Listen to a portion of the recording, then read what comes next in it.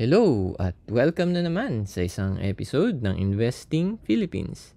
Ang topic natin ngayon ay tungkol sa opportunity cost. So, kapag tinignan nyo yung mga videos ko dito sa YouTube, usually nagsasabi ako na yung isang type ng investment ay hindi maganda, yung isang type ng investment ay maganda compared sa ganitong investment. So, merong mga ganong video dyan. And isa lang ang pinagbabasihan kung ang isang investment ba ay maganda, ay iyon ang opportunity cost. Okay? Ito lang yung basihan mo kung paano mo na-determine kung ang isang investment ba ay mas maganda compared sa isa. Okay? Sige, magbibigay ako ng example. So, ito ang pinaka-simpleng explanation ng opportunity cost na pwede kong explain sa inyo. So, for example, eto ka.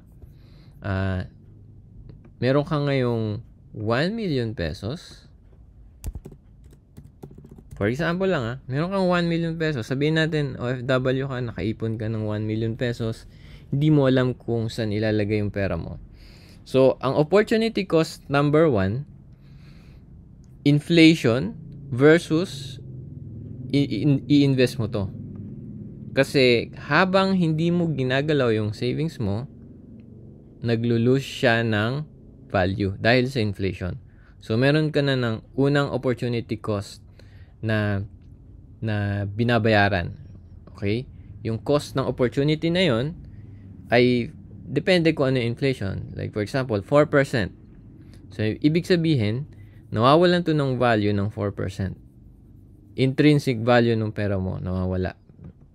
Okay? So, para ma-beat or para kang nagnenegosyo meron kang cost sa business and then meron ka ring kita, di ba? So, para ma-beat or para maging green yung negosyo mo, kailangan mo tong palaguin. Okay? Kailangan mo tong paikutin para yung cost mo na 4% inflation ay mabayaran mo or masustain mo and kumita yung business mo. Okay?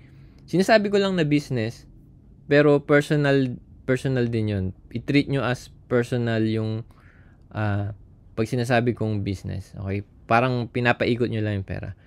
Actually, yun talaga ang purpose ng pera. Okay? Paikutin. Yung mismong name na pera or sa English, currency or money. So, gamitin natin tong word na currency. Galing to sa word na current. Okay? And parang French word yata yung pinanggalingan ng word na current na ibig sabihin is to flow. Okay? So, ang ibig sabihin nun, dapat ang pera umiikot. So, dapat pinapaikot ang pera para mag-flow, para kumita, para lumaki. Okay?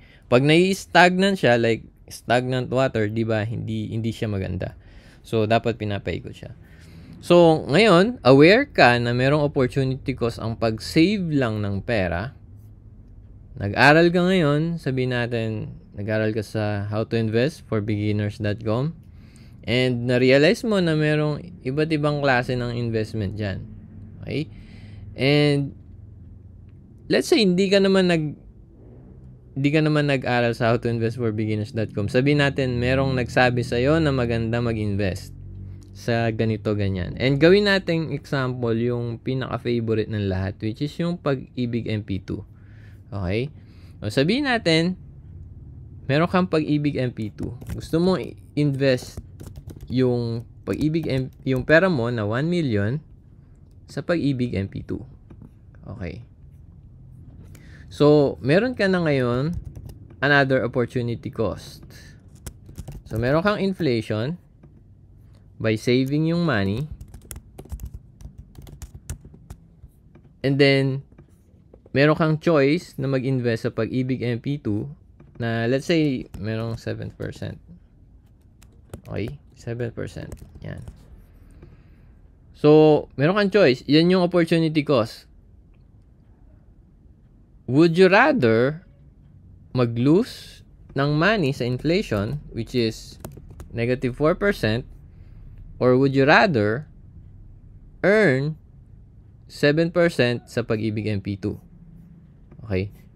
Siyempre, ang sagot dyan, ang obvious answer is gusto mo ito. Di ba? 7%. So, in case na merong inflation na 4%, meron ka pang 3% na kinikita. Or yung na-preserve mo yung value ng 1 million mo, plus meron ka pang 3% na kinita. Yung business mo, merong kinikitang 3%. Okay? So, ngayon, hindi dyan natatapos. Okay? Kasi cycle yan. Ang cycle niyan, ganito. You learn or you read books, you take courses, and then you see, and then you apply. And then iikot lang yan. Balik siya uli doon. Okay? Ano ibig sabihin dito? So, kapag ikaw, nag-aral ka ng investing, nakakakita ka ng mga opportunities tulad nito. And then, nagiging obvious yung choice mo. Na yun yung pipiliin mo. Okay? So, ngayon, yung normal na tao, sabihin natin, OFW to, no? Naririnig niya yung Pag-ibig MP2. Yun, na-learn niya. And nakita niya na kumikita yung iba. And then, i-apply niya, ilalagay niya yung pera niya doon. Okay?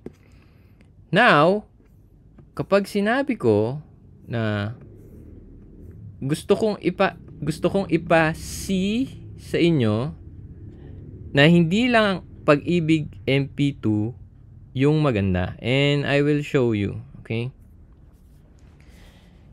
Kasi meron tayong tinatawag na stocks. Yan, stocks. And nag-i-start yung stocks kung marunong kang maghanap ng sure na 7% up to infinity. Okay? Infinity yung return ng investment mo.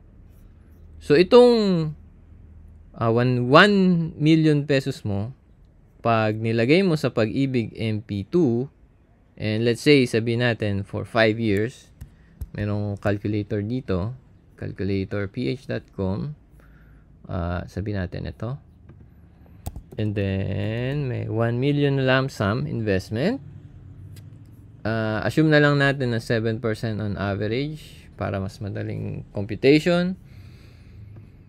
And after 5 years, kung kailan makukuha mo na yung 1 million na yan, meron kang 1.4 million. Okay, kunin natin to. After 5 years,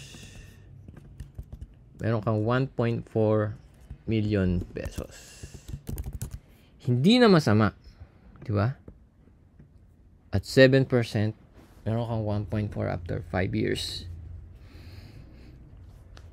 Pero, yung mga tao na tulad ng mga VIP members natin, nakikita nila yung iba pang investment. Meron ka na ngayon choice na mamili, or pwede ka nang mag-combine. Let's say for example, meron naman akong choice na marunong naman ako mag-stocks, and nakikita ko na at least 7% yung kikitain ko. So, bakit ko to pipiliin? Kung meron naman akong 7 to infinity na percentage gain or yung kikitain. Yun yung sinasabi ko sa video ko na merong mas maganda as a personal preference, kasi yung experience ko iba dun sa experience nyo, na malamang Pag-ibig MP2 yung una na narinig nyo na magandang investment and sure na nagre-return.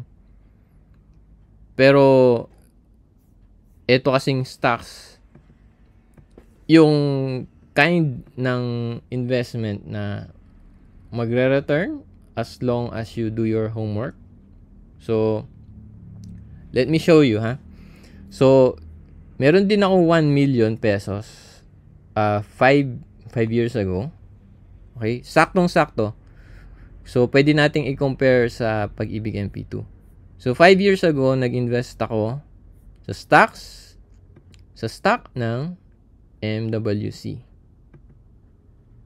And today, ang price niya is, or ang market value niya is 5.88.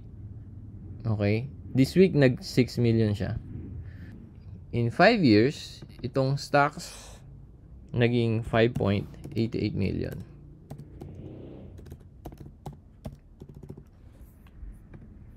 Ngayon, kung ikaw, nakakakita ako ng investment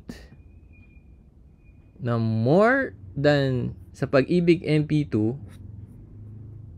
kung ilalagay ko yung Pag-ibig MP2 ko o yung pera ko sa Pag-ibig MP2, hindi ba meron akong opportunity cost na hindi nakuha? So, ang kinita nung MWC ko in percentage term is 457%. So, 457%. 457% yung kinita niyan in 5 years. Ngayon, 7% lang itong Pag-ibig MP2. Well, actually, mali pala. Kasi ito yung current gain na. So, magkano yan in compounded annual rate of return? Parang itong Pag-ibig MP2. Gamit tayo ng panibagong calculator. Compound interest calculator. Ayan. So, ang initial amount natin is 1 million. And the number of years is 5. So, ang gagawin ko dito, hulaan ko para makuha ko yung 5.8, no? Is it 12? Hindi. Is it 50? Hindi. Is it 40?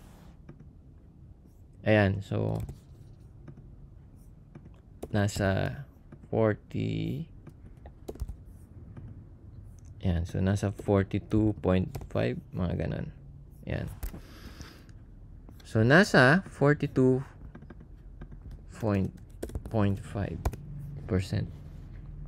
per year yung kinikita nung sa stocks.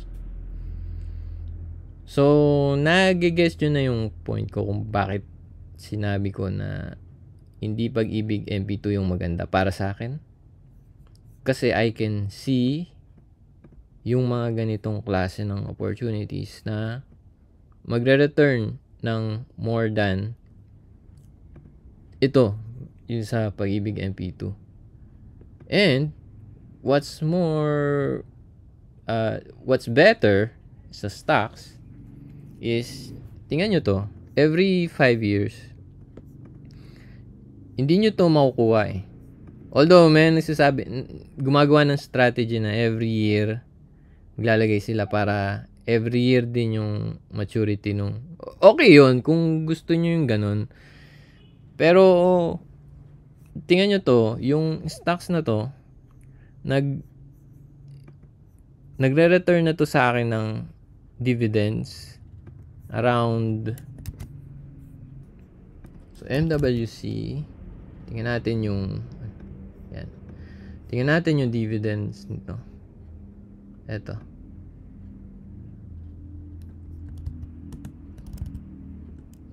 So 1.674 plus ito 0.167 divided by or multiplied by yung number of shares ko 1,400 500 yan. Okay. So meron akong dividends na nare-receive na amount is 266 per year. And this is passive na.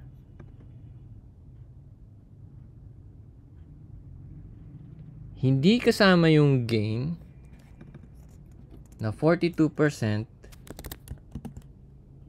meron pa akong gain or yield every year na 26%.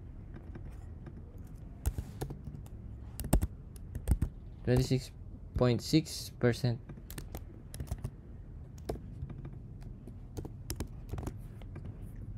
Na dividends. Nakikita nyo yung parang pagiging unfair ng stocks? Kumita na yung 1 million ko or lumaki na yung value ng 1 million ko into 5.8 million. Nakaka-receive pa ako ng 266,000 per year na dividends. Ngayon sa Pag-ibig MP2, compare nyo, lumaki ba yung 1 million nyo? 1 million pa rin yun. Plus, yung dividends na kinita nyo na 400k. For 5 years nyo hintayin. While ito, 5 years, naging 5.8. And then, meron na akong passive income na 266 per year. So, ang opportunity cost mo dito, diba? Ito yung kinita mo, which is 7%, minus, pag pinag-add ko to, 42 plus 26, 68 equals negative 61%. Ang opportunity cost mo ngayon, negative 61%. Kasi hindi mo to alam. Although, hindi mo naman to nakikita dahil di mo nga alam ano. Pero yung inflation versus dun sa savings, negative 4. Okay? Kinita mo 0 dahil naka-savings ka. Minus mo sa inflation, so negative 4 ka. While ito, kung nakita mo, kung alam mo na merong investment na stocks pero hindi mo tinake at nilagay mo siya sa Pag-ibig MP2, nag-negative 61% ka. Although, imaginary na yun, hindi mo naman, kumbaga, spilled milk na yan, hindi mo na kailangang beat yourself into it. So, ang moral lesson lang dito is, merong mga opportunity, merong mga investment na magaganda. Okay? Huwag tayong parang mameri or huwag tayong maging loyal sa isang investment just because maraming tao na nag-invest doon or ikaw mismo nag-invest doon. Ang Pag-ibig MP2 ay isang tool or investment tool para mapalago yung pera mo. Hindi yan yung parang kailangan mong maging radical sa pagiging loyal. Dahil investment lang yan. Hindi mo kailangan mag-down ng ibang tao, sabihin na mas maganda na mali or sabihin na natin na hindi maganda sa ibang tao. Dahil lang naniniwala siya na hindi maganda yung pinag-investan mo or meron siyang nakita na mas maganda. Hindi maganda yun. Na tingin mo sa'yo na yung pinakatama. Although, tools lang yan para magpalaki ng pera. Lahat naman tayo, isa lang yung goal, gusto natin mapalaki. Ang sa akin lang, yung investment or yung YouTube channel na to is para mapakita sa inyo or to make you see yung mga ganitong klase ng opportunities. Okay? Nung nagsimula yung YouTube channel na to, ako, nagkukwento ako puro dividends dahil yun lang talaga yung passive income. And ang daming traders nun. And marami din nagda-down sa akin dahil sinasabi ko yun. Ngayon naman, marami ng tao ang nahuhumaling sa dividends and sinasabi ko na meron pang another level para mapalago yung pera nyo. And isa na to yung isa na itong mga ganitong klase ng investments. So, yan. So, sana meron kayong natutunan dito sa aking simpleng rambling kung ano ang opportunity cost. So, yan yung pinaka-important na idea sa investing. So, mas marami kang natututunan, mas marami kang makikita, mas marami kang kikitain. Okay? Sa investment, more on learning yan. Okay, more on reading. Dahil kapag nagbabasa ka, nagiging yung mata mo nakikita yung mga hidden opportunities eh. So, I hope itong video na to nakapagbigay sa inyo ng parang light bulb moment para makakita ng mga ibang investment. So, kung gusto niyo matutong mag-invest, meron tayong VIP members na group chat na pwede natin pag-usapan yung mga ganitong klase ng mga topics. So, visit nyo lang yung website sa howtoinvestforbeginners.com. So, this is Wayne and thanks for watching.